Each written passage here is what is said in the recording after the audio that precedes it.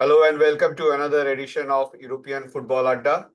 Today I have with me Deupam, I have with me Ritam to join us to review the third round of the group stages. The group stages are over anyway now, and we will also look forward to the first knockout rounds, which is the pre-quarter final. Welcome, Ritam. So let's start with Group A. Both the matches started and finished at the same time. Switzerland actually was leading Germany, and they would, as it looked like, they would leapfrog Germany into first place in Group A. But super sub Nicolas Fulkrug salvaged that point with a last minute equalizer. That equalizer allowed Germany to stay up top. And in the second match, in a pulsating, kind of a match, Scotland, who were almost ready to get a penalty, actually got a counter attack from that last minute, from the penalty box of Hungary, and Hungary managed to score from that as a last kick of that match. Hungary, of course, were far superior with an XG of 1.02, Scotland 0.13. And what happened ultimately was that this set the group as Germany top, Switzerland second, and then we had Hungary and Scotland. Um, so Hungary's 3 points was ultimately not enough for them to qualify. Germany and Switzerland qualified with 7 and 5 points. Rhythm expected from Group A. Yeah, I thought maybe one of the teams might sneak in as a third place, but as like Hungary, I think lost both the first two games, so that's why. And the big margin against Germany probably worked against them. But Switzerland was actually very good. I saw that game for most parts against Germany, and maybe Germany would. I don't know. Like they because of that last like injury time equalizer, they found themselves in the tougher side of the draw. So yeah, like that will be interesting to see. Maybe that goal, like in the end, might just work in against Germany. Yeah, we'll look at the draw, the knockout draw, as we go along. The Yeah, second group was Group B, where Spain had won both their matches, dominated both their matches, and they took full 9 points when they defeated Albania 1-0. Thus, Albania was eliminated. But what Albania had done was they had scored a last minute equalizer versus Croatia. So the match between Croatia and Italy was a classic. Croatia dominated largely through large parts of the match, and then they got a penalty in the 54th minute, which was very poorly taken by Luka Modric and Gigi Donnarumma, who has been in outstanding form for Italy, probably the most form player for Italy in this Euros. He saved it. But in that same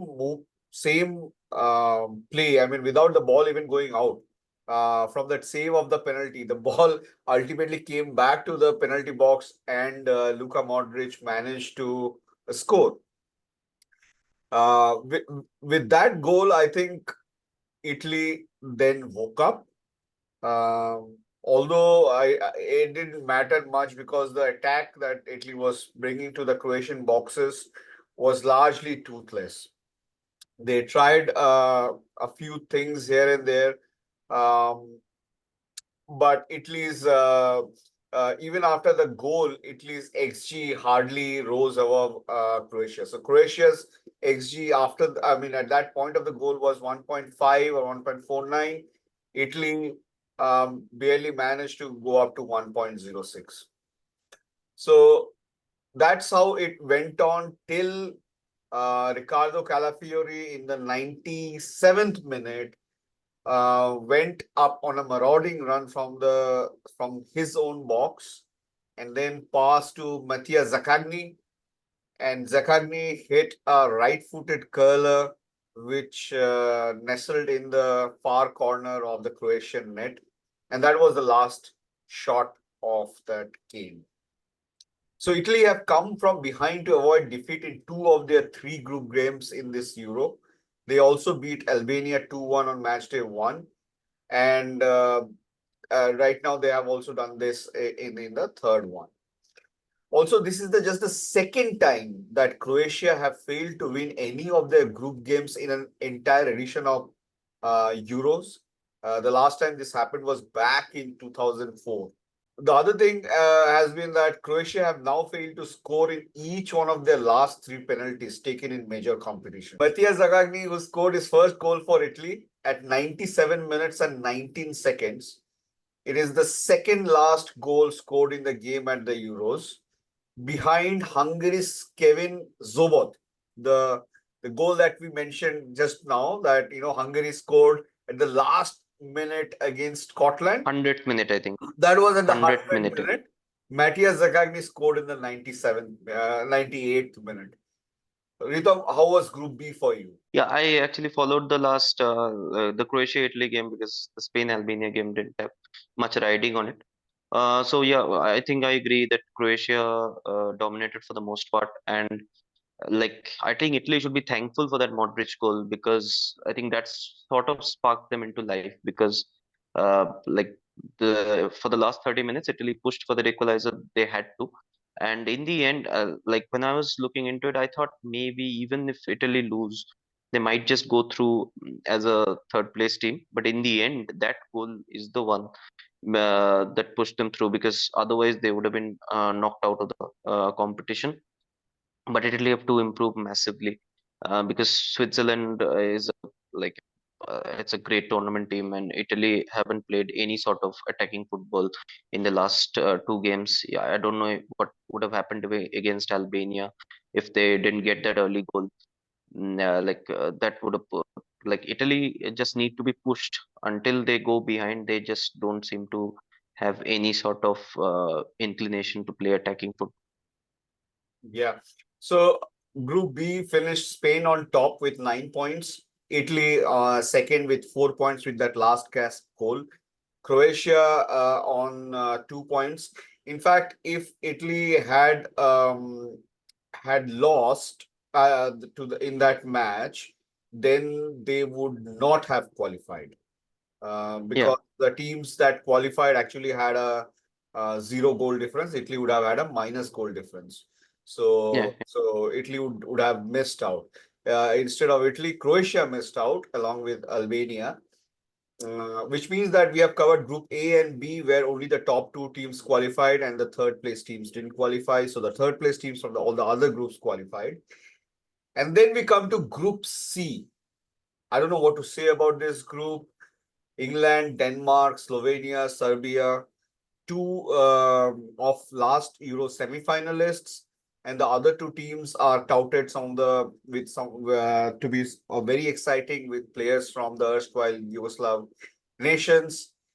They played out 2-0-0 draws, and the combined XG of both the teams in both these matches did not cross 1. So Denmark and Slovenia, uh, uh, they played uh, they played out a 0-0 draw. Sorry, Denmark and Serbia. Serbia, and their XG total was 0.96. England and Slovenia played out a 0-0 draw, where their XG was 0.95.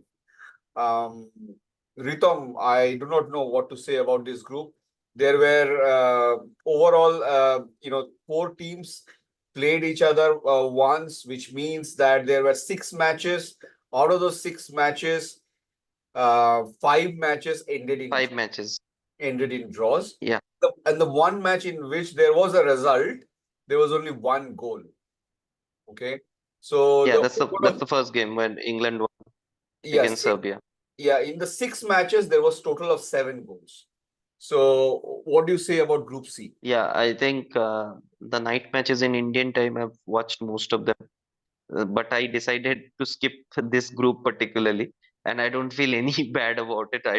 I don't have anything to say about the last round of games, but England have been really, really poor from the first two games, especially.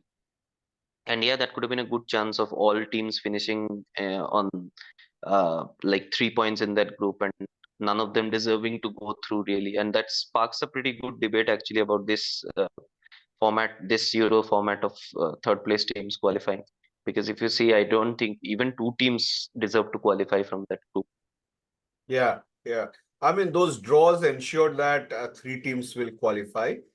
And And then, they basically played for it. I think yeah, last round of games they basically played for draw because they knew they were going through.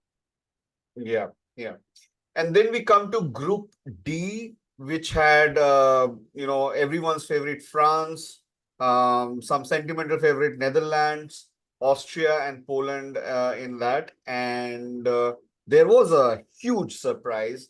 We were compensated for the drudgery of Group C in a match between Netherlands and Austria, which finished ultimately 2-3 for Austria, in favor of Austria, and Austria scored each one of those goals after Netherlands had equalized. So they took a lead, Netherlands equalized, they took another lead, Netherlands equalized, and then they took the lead again the third time. And all three goals were beautifully taken. And in the other match, France, despite playing Mbappe, could only draw 1-1, where Robert Lewandowski, he managed to score in his fourth um, Euro, and he thus joins Ronaldo in that list.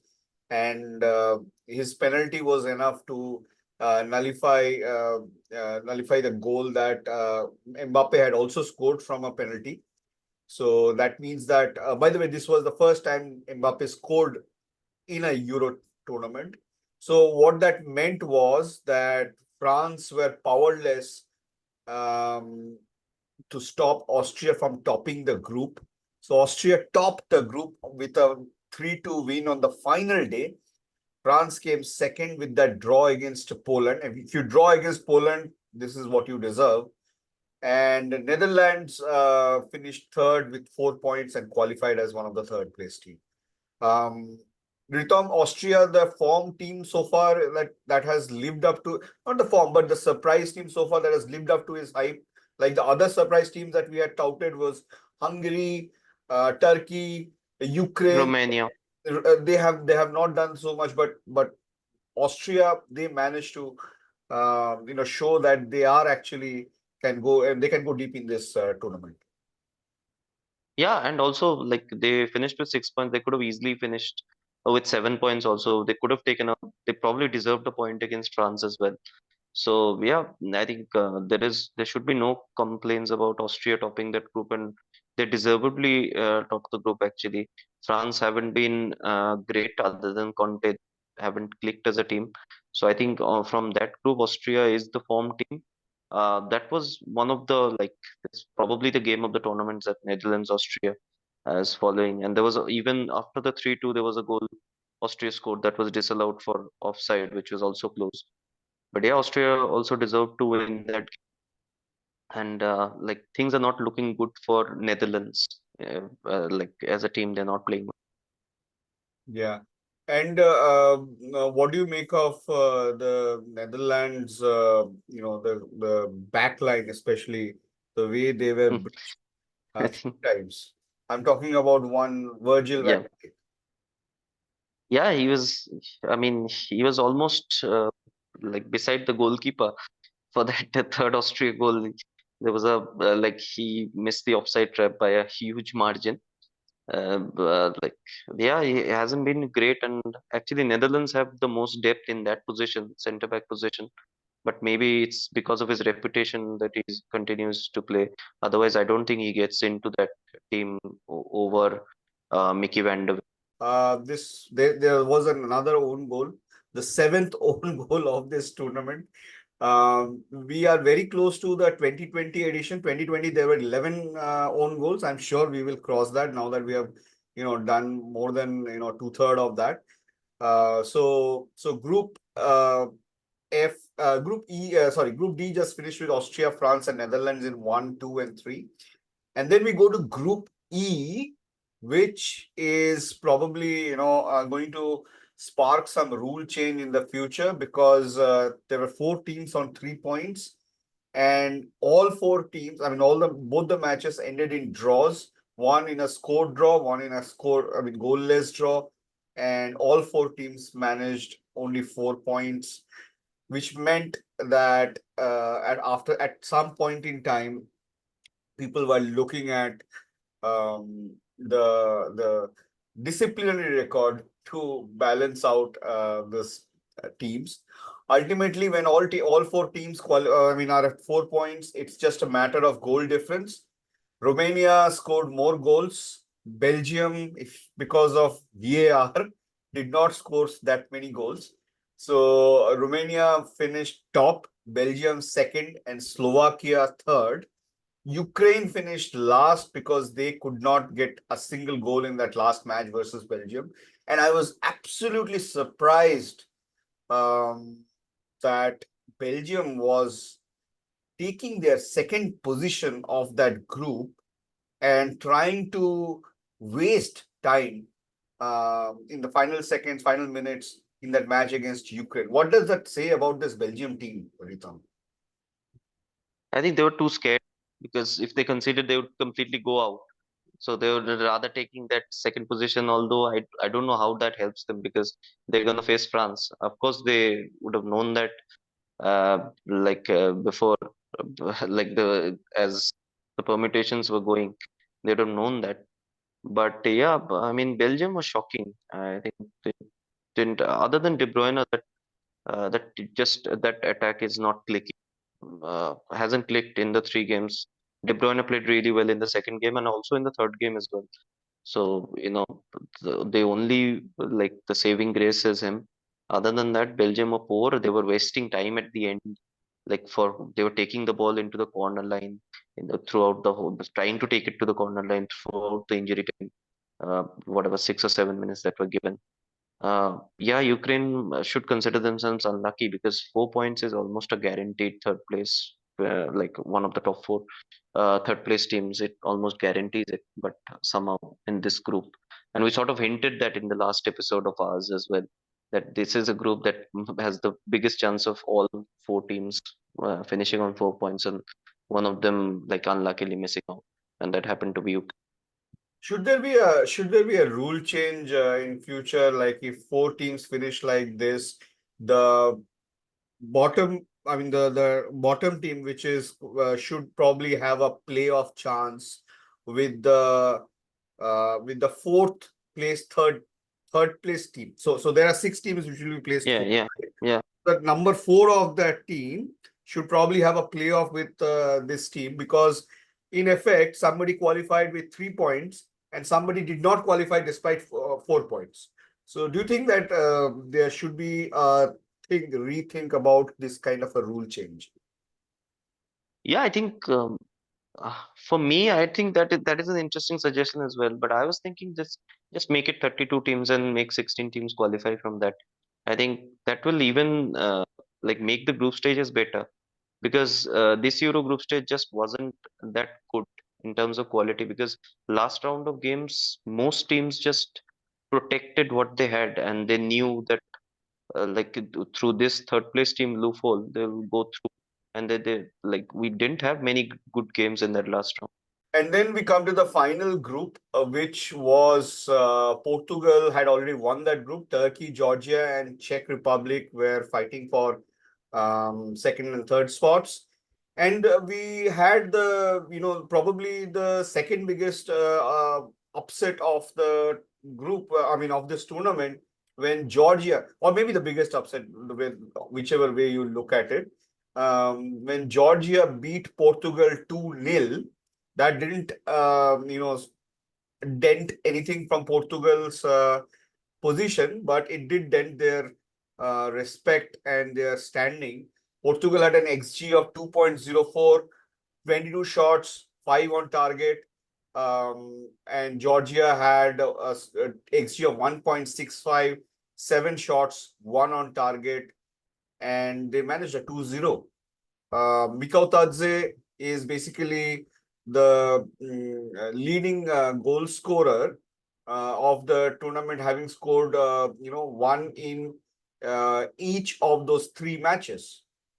Of course, we are not counting the VAR goals of Lukaku, but there was one controversial moment where the Georgian defenders were, pulling on to Ronaldo's shirt, and it seemed that this would probably result in a Portugal penalty, but uh, instead of instead of that, it didn't result in anything like that, and so Portugal finished up with a 0-2 loss. um what do you make of this game, Ritam? Yeah, I think Georgia, of course, played for their lives. I think Portugal, other than Ronaldo, I think there was mostly a team they fielded, which was still, I mean, which was full of up and coming talents of world football. And but whatever I saw of that game, I saw extended highlights. I didn't say the game live. So Kvaratskhelia was outstanding. He was sort of like a talisman, playing in the free role, roaming around that attack, and he drove that attack, scored that early goal. He was brilliant.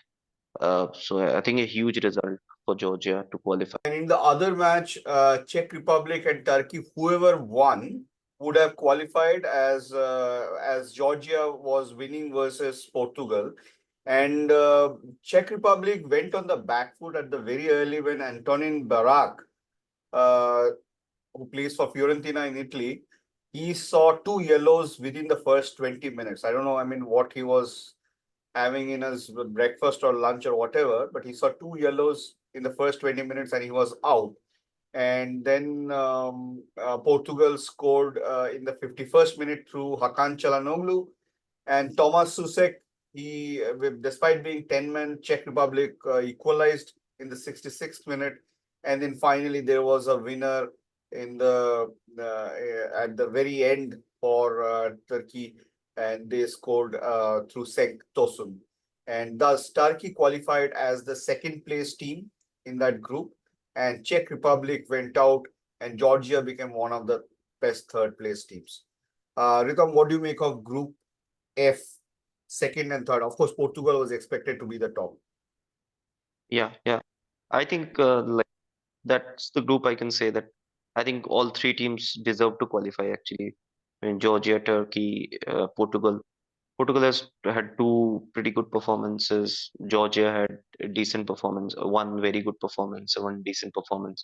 Turkey played really well in the first game, and they sort of yeah was bad against Portugal. But in the last game they had to win. They were half decent and won because like Czech was going had to go for it, had to go for it to win the match. So even when they were drawing, they were still qualifying as one of the teams. So I think all the three teams deserve to qualify. So now that the group stages are over, what is your one maybe abiding memory of this group stages? One I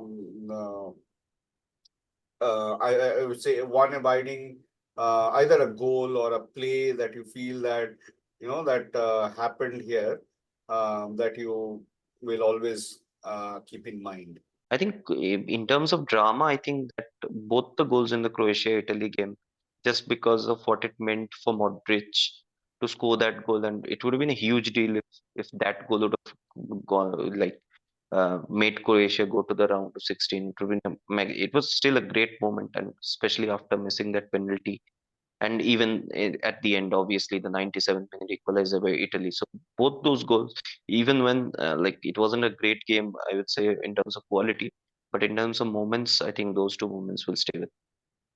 Yeah, I still feel, I mean, staying in the Group B, because Group B I think was one of the most exciting ones.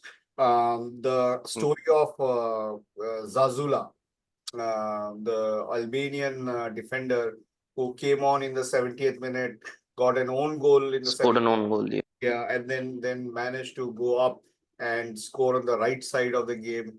So I think that is probably, the story that I will always keep in mind. And then the two last minute goals, 98th minute and 100th minute. I mean, last minute goals are always game changing last minute goals are always remembered a lot. And both the goals were not tap-ins. They were not like they were Yeah. sweeping attacks.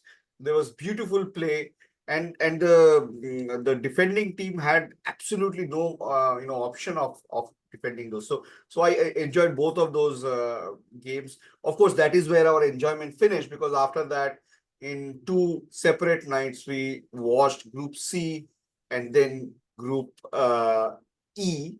Having so many zero. So after having just one goalless draw after 50 matches, which was we spoke about that, the England-Scotland match in Euro 2020 was a goalless draw, and then we spoke about all the France versus Netherlands game was a goalless draw. And then in the third round, where actually teams will take chance, teams like France and teams like Belgium chose to not take action and finish second. So that was probably, another thing that I would always remember. What was your best goal? I'd probably still say Zakagni's.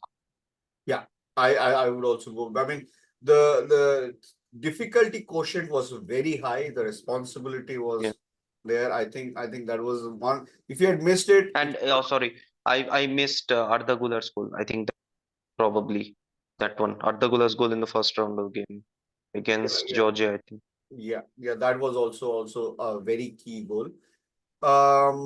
So now that we have the 24 team now down to 16, we have the bracket is completely, helter-skelter. We have a top half where we have Germany playing Denmark. Winner will play Spain versus Georgia's winner. And on the other side, France playing Belgium, and the winner will play Portugal versus Slovenia. So on this side, we have Germany, Denmark, Spain, France, Belgium, and Portugal. On the other side, we have Switzerland playing Italy, and the winner will play winner of England versus Slovakia. And then on the other side, we have Romania playing Netherlands, and their winner will play Austria's and Turkey's winner. So let's put some prediction hats on. Let's go to the easier side first. Austria versus Turkey. I think Austria as a form team, like I'd say they are favorites to beat Turkey. Okay. I also think Austria. I also put my money on Austria. Romania versus Netherlands. I think this is a good chance of an upset actually. I think maybe this goes to like an extra time or a tiebreaker. I'd, I'd say I that maybe Romania goes I think Romania can spring a surprise here. So I will go with Romania here. Okay, England versus Slovakia. Put your hand on your heart and say, through. I think, I mean, as bad as England have been, I think England should go through against Slovakia. I am putting Slovakia ahead here because even though Slovakia scored, Slovakia were one of the third best teams, but they scored more goals. Slovakia scored Yeah. 3 goals, England scored 2 goals. So I and Slovakia were not in a group of easy group like England. So I would put Slovakia ahead. I think this will go to tiebreaker maybe, and Slovakia will prevail.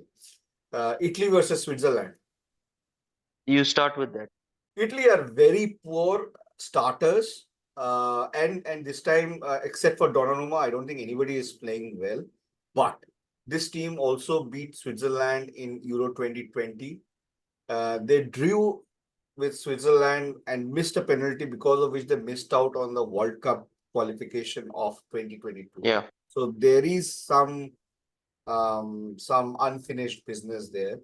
I think Spalletti will put some, black magic in there, and Italy will probably scrape through 1-0. with Yeah, I was Donnarumma saving 1 million goals. yeah, but I think like this is if Italy goes like this is a good chance of one of England and Italy to go absolutely to the final. But let's put that on the other side. I think this is the year Donnarumma is actually playing like he can win the golden ball as the best player of the tournament. Yeah, I also I was thinking maybe Switzerland can do it, and they're a good tournament team. They might just in the similar round they beat France in the last Euros, but I think Italy might just go through. Okay, let's come to the hard one now. Okay, we'll do it quickly. Uh, we'll start easy. Portugal versus Slovenia. I think Portugal will win. Portugal. Okay. Spain versus Georgia. Spain. Okay. Now, Germany versus Denmark. I think if that tough side has a chance of a upset, it's probably that game. But I'd still put my money on Germany. I think I would have put on Denmark, but Denmark was so Yeah, rigid and placid. I don't think, I mean, this is the same group of players who played 3 years earlier, so I don't think there is any spark in that. yeah. They Without that, don't have a number nine. yeah.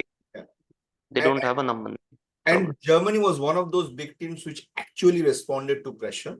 They Yeah, were losing, yeah. and this they equalized to with Switzerland. So I think Germany will win this. Okay, then France versus Belgium. I think technically this should be a close game. This is a repeat of the 2018 World Cup semi-final, which was a really close game. But I somehow think France will be too good for Okay, Belgium. I think if Openda starts for Belgium, they might have a outside chance of pulling a upset. okay.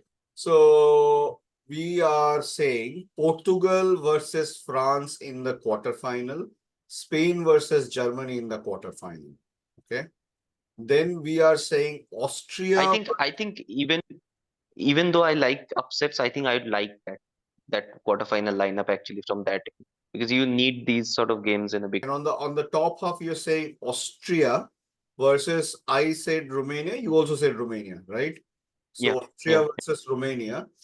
And then I'm saying Italy, you are also saying Italy, but then you said England, I said Slovakia. So Italy versus England or Slovakia. Okay.